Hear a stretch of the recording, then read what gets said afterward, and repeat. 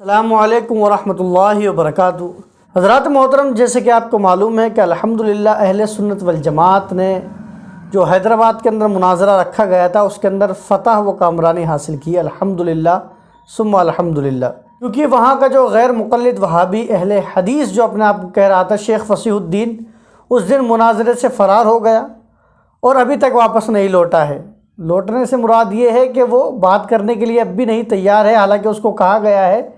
کہ اگر ہمت ہے تو آ جاؤ بیٹھ کر بات کر لو، لیکن وہ نہیں آئے گا انشاءاللہ عز و جل۔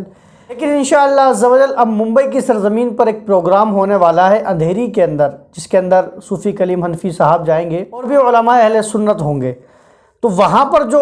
رد ہوگا وہ غیر مقلد وہابی اہل حدیثوں کے اوپر ہوگا، اور کہا گیا ہے کہ اس دن بھی اگر کوئی بھی اہل حدیث اپنے آپ کو جو دم خم رکھتا ہو یا سمجھتا ہو کہ صاحب مجھے بہت علم ہے، میں اہل سنت والجماعت سے بہتر ہوں یا ان سے مناظرہ کر سکتا ہوں، ان سے بحث کر سکتا ہوں، تو اس دن اس کو اوپن چیلنج ہے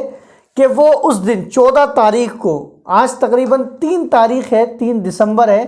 اور 14 تاریخ کو 11 دن ابھی باقی ہیں، تو وہ اپنی 11 دن کے اندر تیاری کر سکتا ہے، جیسی بھی وہ تیاری کرنا چاہے، جس مسئلے کے اوپر وہ گفتگو کرنا چاہے، چاہے وہ تقلید کے اوپر ہو،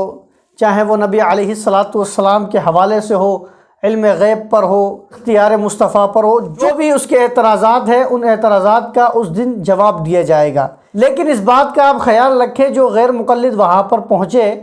تو صرف سوال کے جواب ہی نہیں بلکہ ان سے سوال بھی کیا جائے گا۔ آپ یہ نہ سوچیں کہ آپ سوال کریں گے اور جواب دیا جائے گا، انشاءاللہ جواب تو دیا ہی جائے گا، لیکن آپ صرف اس سوال بھی کیا جائے گا تو آپ اپنے جواب بھی تیار رکھیے گا۔ اور جتنے بھی ممبئی کے اہل حدیث ہیں ان کو یہ چیلنج ہے کہ آپ آ سکتے ہیں، کیونکہ جو شیخ فصیح الدین نے اس نے یہ والی بات بھی کہی تھی کہ صاحب یہ ممبئی سے آ رہے ہیں، ممبئی کے اہل حدیثوں سے مناظرہ نہیں کر رہے ہیں، اور یہ حیدرآباد کے اہل حدیثوں سے مناظرہ کرنے کے لیے آ رہے ہیں۔ مطلب کہنے کی بات یہ ہے کہ آپ کے گھر کے اندر اہل حدیث ہیں، آپ ان سے تو مناظرہ نہیں کر رہے، آپ یہاں حیدرآباد آ رہے ہیں۔ تو شیخ فصیح الدین کی جو دل کی تمنا تھی اب وہ پوری کی جا رہی ہے کہ ممبئی کے اندر جو بھی اہل حدیث ہیں ان کو مناظرے کا چیلنج ہے کہ اب وہ آ جائیں اور میدان کے اندر گفتگو کر لیں۔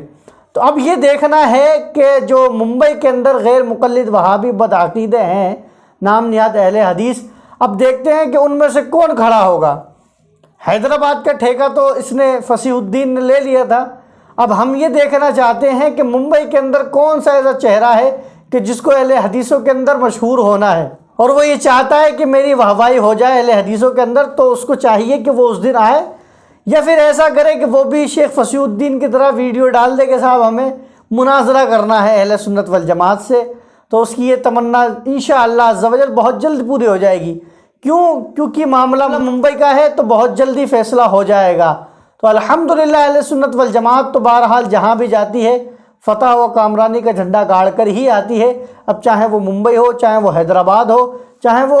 دنیا کی کوئی سی بھی سٹی ہو یا کوئی سے بھی ملک ہو، انشاءاللہ عز و جل جہاں بھی اہل سنت والجماعت پہنچیں گے وہاں پر اہل سنت والجماعت فتح و کامرانی کا جھنڈا ہی گاڑیں گے۔ اب انشاءاللہ عز و جل 14 دسمبر کو ممبئی کے اہل حدیثوں کو دیکھنا ہے کہ ان کے اندر کتنا دم خم ہے۔